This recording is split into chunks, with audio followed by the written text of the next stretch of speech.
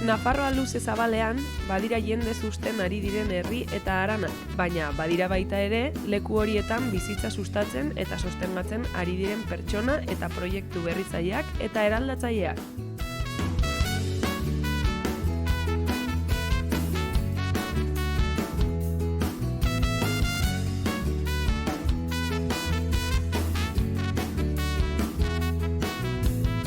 Ezagutzen aldituzue bioeraikuntzaren ezaugarririk bereizgarrienak? Gaur, Zubiritik pasatu gara eta Gotzenea proiektua bisitatu dugu. Urtzirekin egon gara eta berak eman dizkigu bioeraikuntza ezagutzeko gakoak. Etorri nirekin. Kaixo!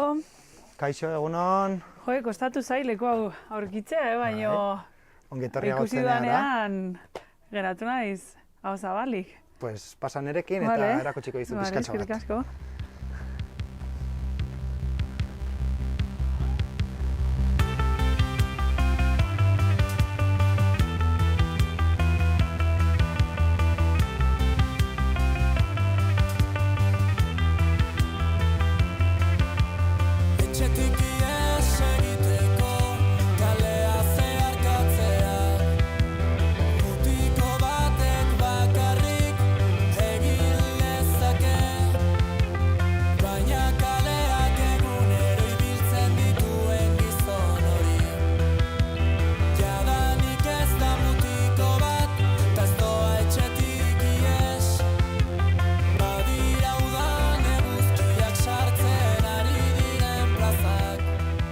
Kaixo, egunon.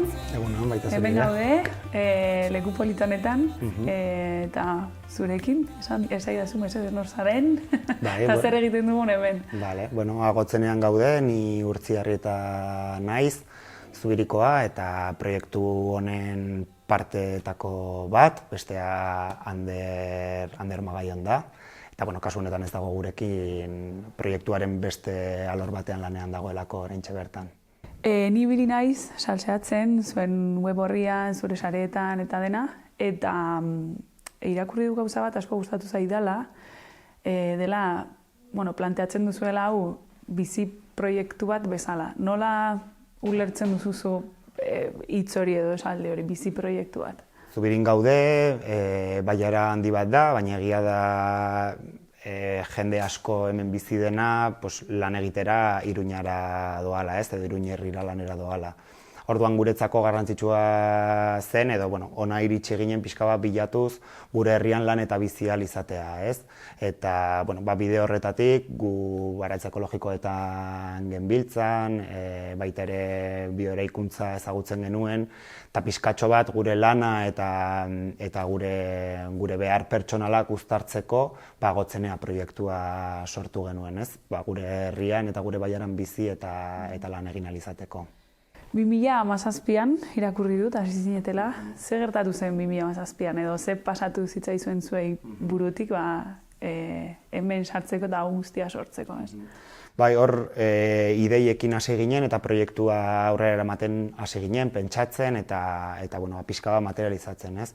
Eta, kasu horretan guri sortu zitzaiguna hori izan zen, ez? Guk lan eta bizi nahi genuen gure baiaran, guk gure lanak genituen, baina beste modu batez bizi nahi genuen, ez? Orduan baratza bat genuen bien artean, gure denbora librean lan egiten genuena, bioeraikuntza ezagutu genuen, ez? Material naturalekin egindako eraikuntza ezagutu genuen.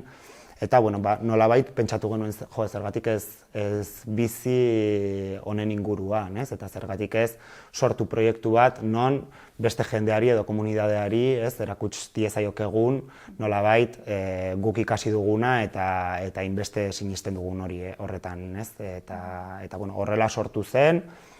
Urtebete eman genuen, pixka lehenago hasi ginen ideiarekin, eta urtebete eman genuen, lizentziak, permisoak, proiektua aurrera eramaten, eta 2018ko ekainean hasi ginen eraikuntzarekin. Eta nola sortu zen bioeraikuntzaren inguruan interes hori edo aurretik antzetorren, esan duzu ez, baratza bat, ezagiz zer, baina nola ematen duzu saltoaz, ikastetik martxan jartzera eta... Bai, egia da izan zela deskubrimendu handi bat, guk eraikuntzan pixkatxo bat Anderrek lan egin zuen eraikuntzan lehen urte batzuetan, niri eraikuntza beti gustatu izan zait ere, eta Lastozko eraikuntzako kurtso bat egiteko aukera sortu zitzaigun. Lorenean noainen. Orduan, egin genuen kurtsoa eta guretzako izan zen kriston deskubrimendua, ez? Eta nolabait guk ezagutu genuen hori, uste genuen komunitate guztiak ezagutu behar zuela, ez? Zen zerbait oso potente, gertuko materialekin, gainera, etxe barruetan osasuna sustatuz, eta baita ere inguru giroarekin sortzen genuen harremana beste moduko bat izaten, ez? Orduan, guretzako hain deskubrimendu handia izan zen, guk jende guztiari kontatu nahi geniola, ez? Eta hortik sortu zen, ez?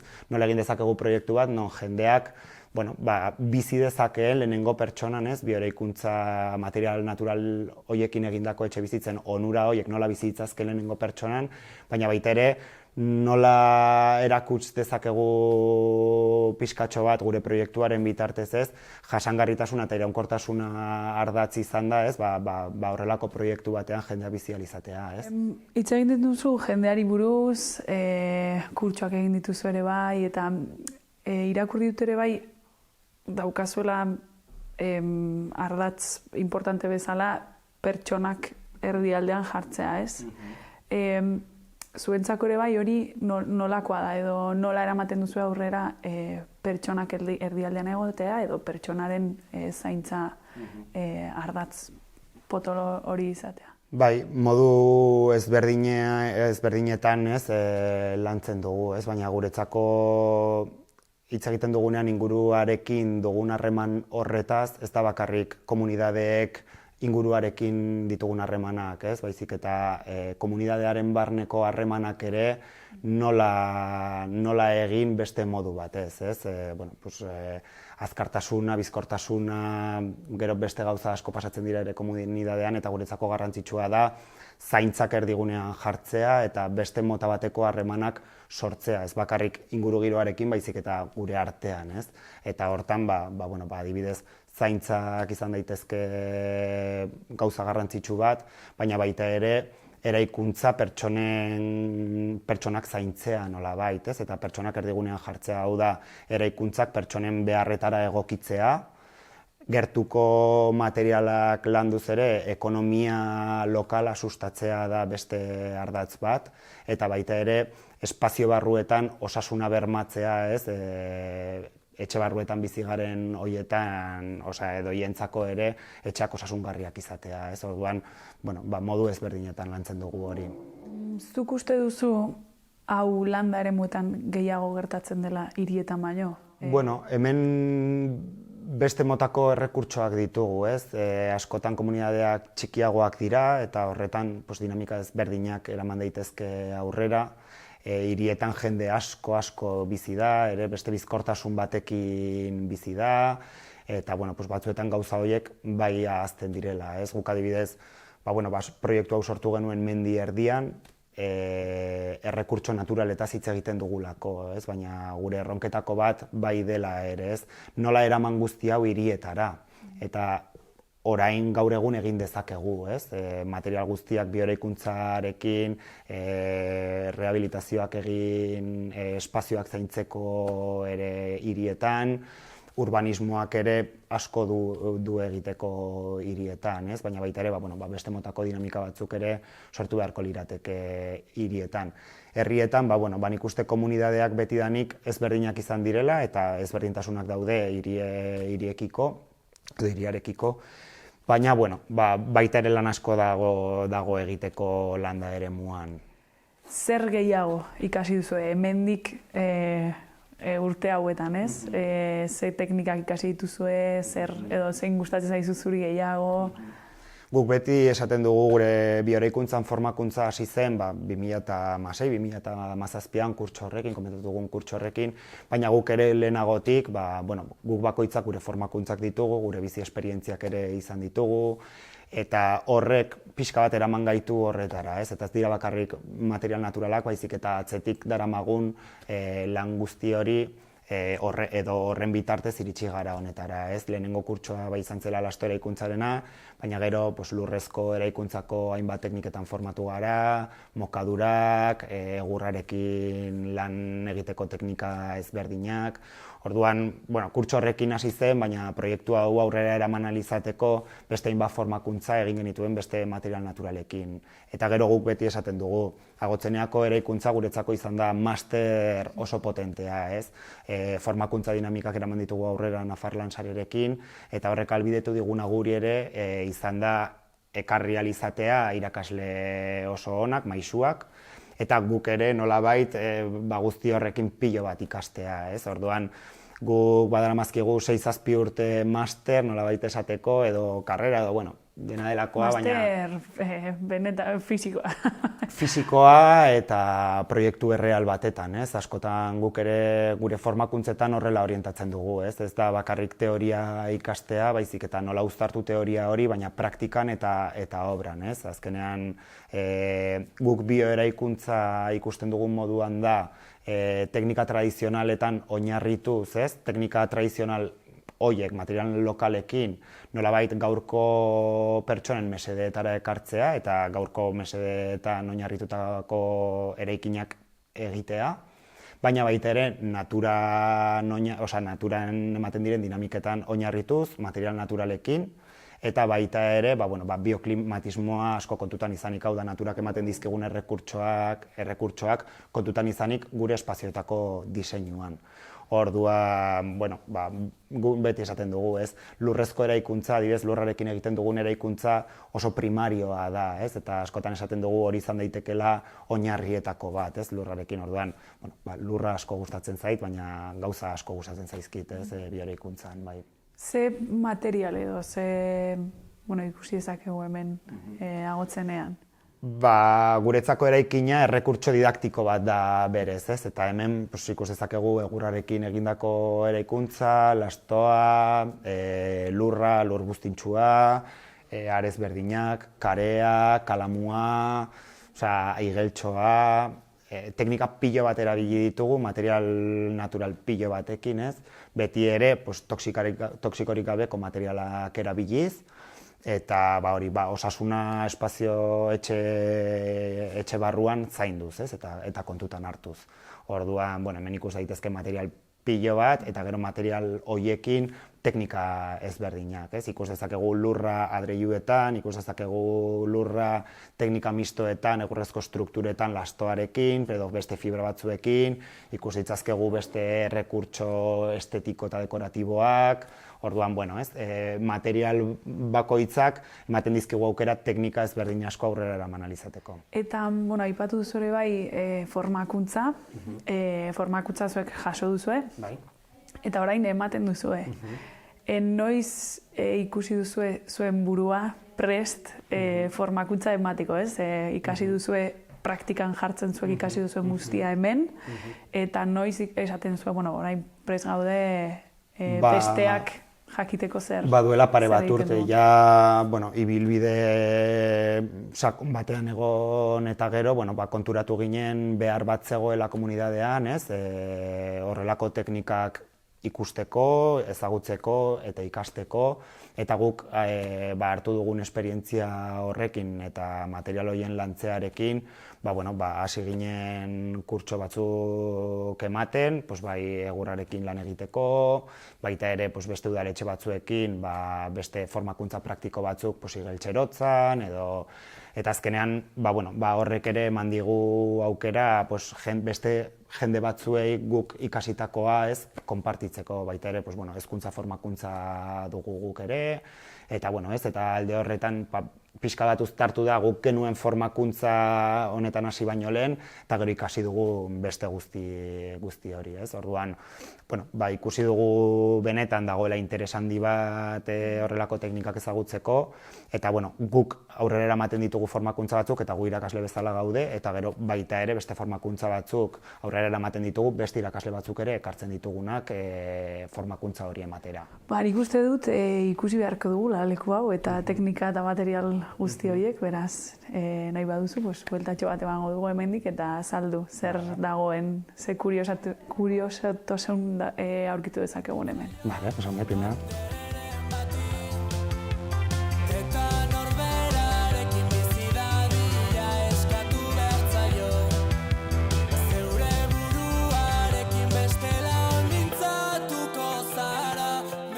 Bueno, Urtzi, altxatu gara, eta aurkitu dugun lehenengo gauza, katxarra hau izan da. Bai, Zer da hau? Inertziazko berogailu bat da, berogailu honekin 100 metro karratuko azalera duen espazioa berotzen dugu, eta 10 kilo egunean errez, 100 metro karratuko gela hau berotzea lortzen dugu. Sistema honek daukana da, saiatzen garena da oso errekuntza ona eta azkarra egiten, behin errekuntza hori bukatzean estufa itxi ahal izateko, ez? Ixten dugunean bero guzti hori barruan geratzen da eta paretetan akumulatzen da nolabait esateko, bai? Eta gero dira pareta horiek egun osoan zehar barrura radiatzen doazenean, ez? Eta badoaz poliki-poliki bero hori radiatzen barruko espazio honetara. Honek nolabait uztartzen du, beti erabili izan dugun rekurtso bat dela egurra erretzen jarraitzea, baina honek ahalbidetzen duena da eta ingenieritza pixka puntu horrekin, ez, edo teknika pixka bat gehiago landuz, lortzen duguna da oso egur kantitate gutxiarekin, oso errekuntza ona egitea, eta bero edo kaloria asko ateratzea egur gutxi horrekin, eta joan beharrean, ohiko tximinietan joaten den bezala, bero pilo bat tximiniatik, hemen lortzen duguna da, gure barruan geratzea, bero guzti horren gehiena, ez?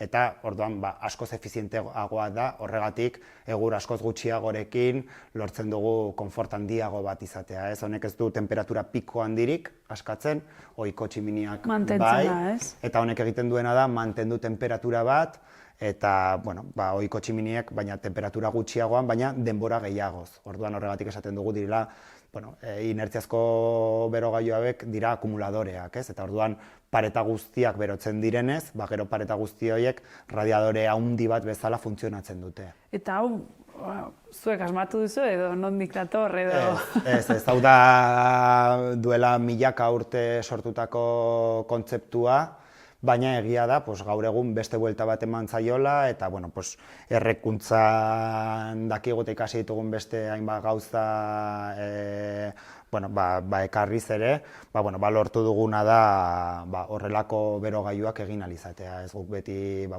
profesionalekin lan egiten dugu, eta kasu honetan edurekin egin izan ditugun bi estufak, eta guzti honen atzetik, ingenieritza lan handia dago pentsatzen, konbustio kamara nola egin, nola hobetu efizientzia handiagoa izateko, gero bere sistemak ere pentsatzea behar du, pentsatzea oso ongi, baina ongi pentsatuta oso ongi funtzionatzen duten berogailuak dira, eta pasada bat da, gaur egiten dut su bat, eta bihar natorrenean berriz su egitera berogailua oraindik bero jarraitzen du. Eta horrelako bat etxean izateko zer egin behar duzu edo nondik hasi behar zara? Guk beti esaten dugu, suaren kontua garrantzitsua da eta arriskutsua izan daiteke, beraz guk beti esaten dugu, ez? Profesional honekin lan egin behar dugula, dakien jendearekin egin behar ditugula horrelako gauzak, ematen duela autoeraikuntzarako aukera beti ere profesional on batengatik baldin bazaude egidatua, baina guk kasu honetan bai diseinua eta bai ejekuzioa hori estufas de inerziako edurekin, edumarkinarekin egin izan dugu, dela pertsona bat asko dakiena honen inguruan eta guretzako hoberen egite dituenak da bai.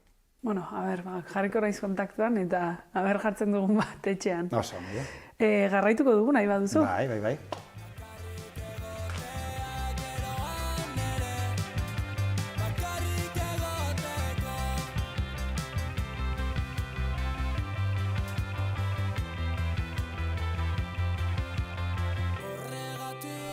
Aurrera jarraitu dugu Eta ikusi ditut zulo hauek hemen, eta ikusi dut, bueno, desberdina dira, baina esplikatu pixka bat, zergatik hemen gauza bat eta bestea, eta ze teknika mota diren hauek.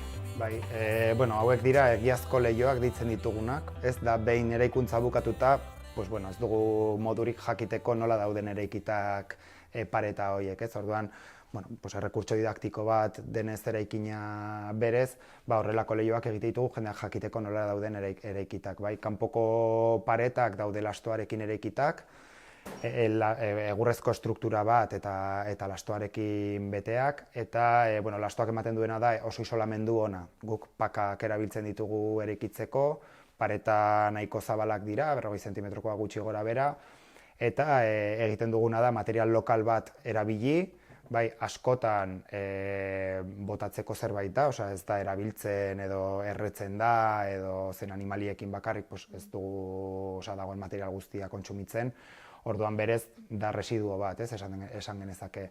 Eta, bueno, ba, dituen prestazio termikoak oso onak dira, ez, fardoan erabiliz, horregatik, kanpoan, bai, kanpoaldera beti eraikitzen dugu pues, isolamendua daukaten sistemekin, ez? Edo isolamendua edo eguzki kaptazio pasiboak ahalbidetzen diguten beste material batzuekin, pues, kristalerak edo vidrierak izango liratekenak, ez?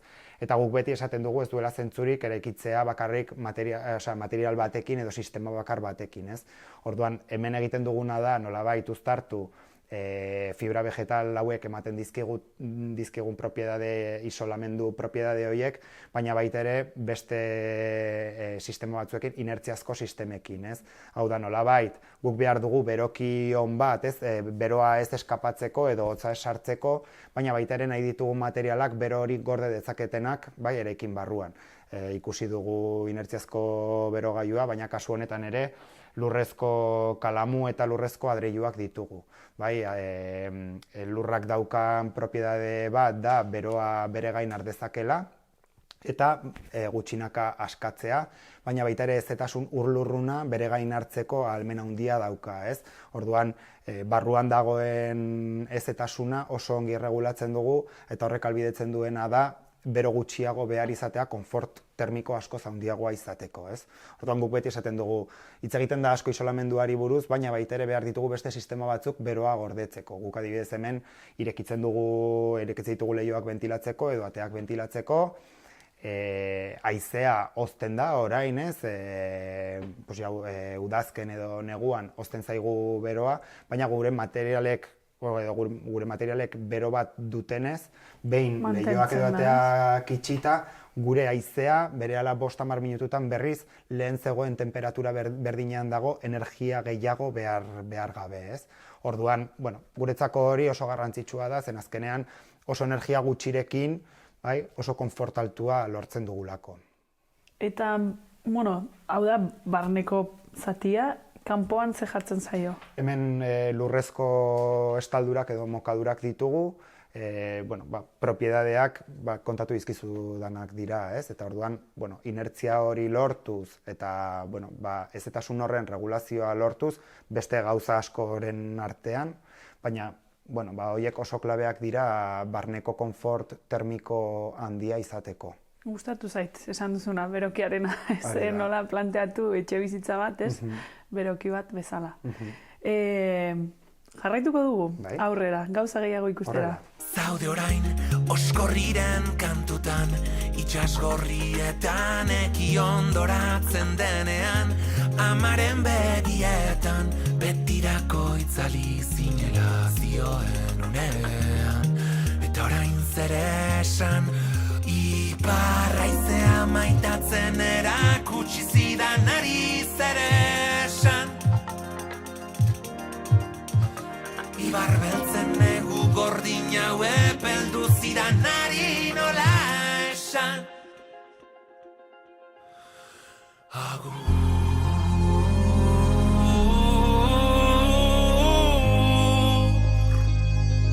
Asko nuen esateko,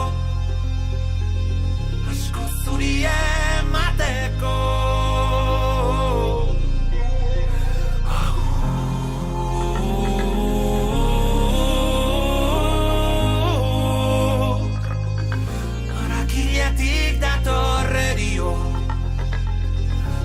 baino lehenago.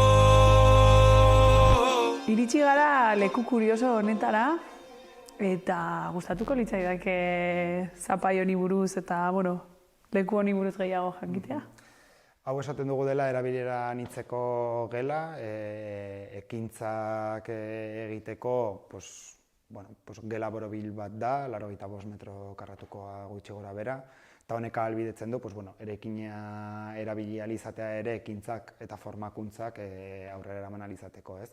Eta, daukagun teilatua oinarritzen da Indio Navajoek tradizioan egiten zituzten teilatu horietan, eta, egia da dela pixka bat guk beti esaten duguna, ez? Bioeraikuntzarekin ez gara ezer asmatzen ari, betidanik erabili izan dira gertuko materialak eta naturalak eraikuntza egiteko komunitate guztietan, ez? Zela zegoena erabiltzen zuten, eta horrek ere konfort gehien lortzeko bide horretan, jakintza pilo bat egon dira edo ditugu material natural hauekin lan egiteko teknika horietaz, ez? Edo horiekin.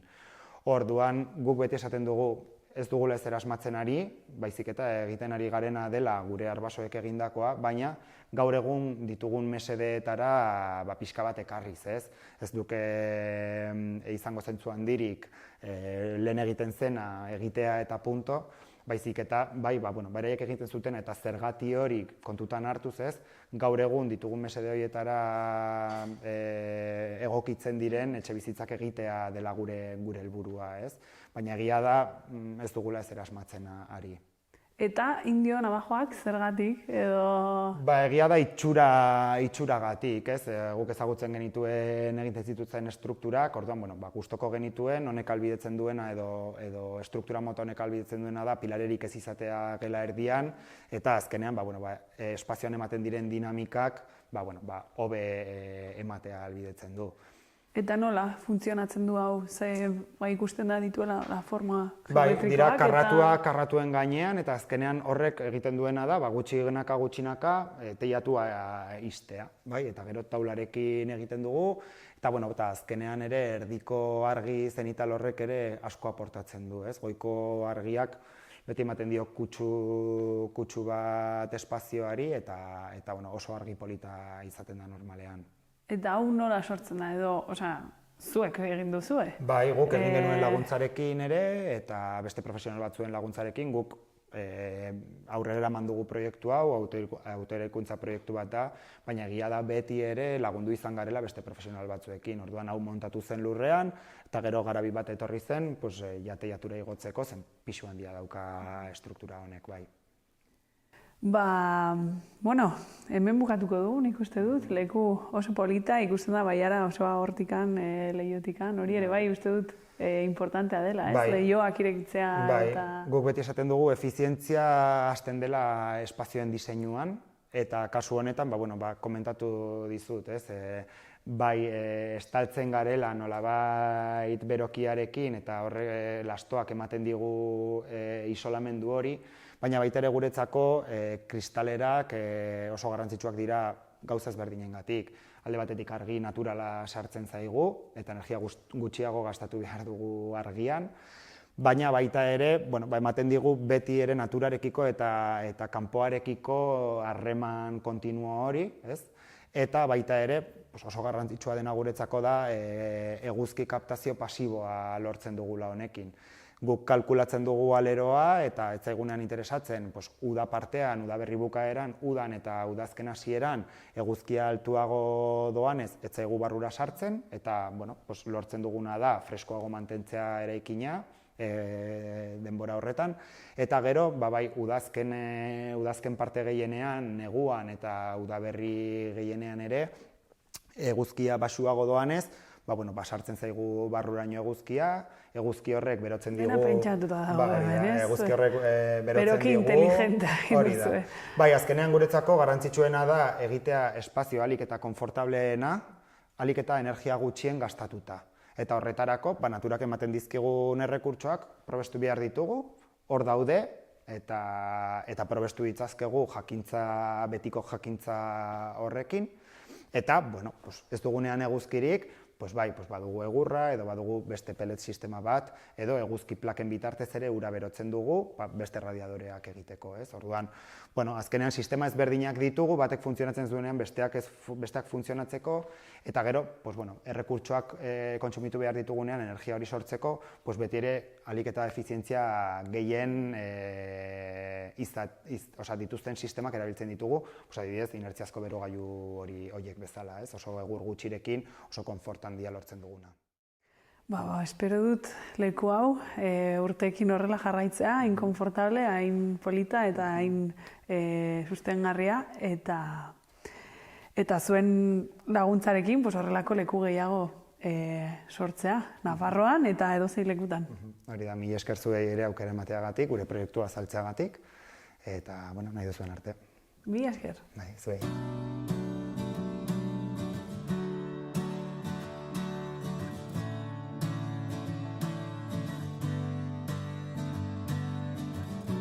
Zati horren falta izan, zurekin juntzen zatia,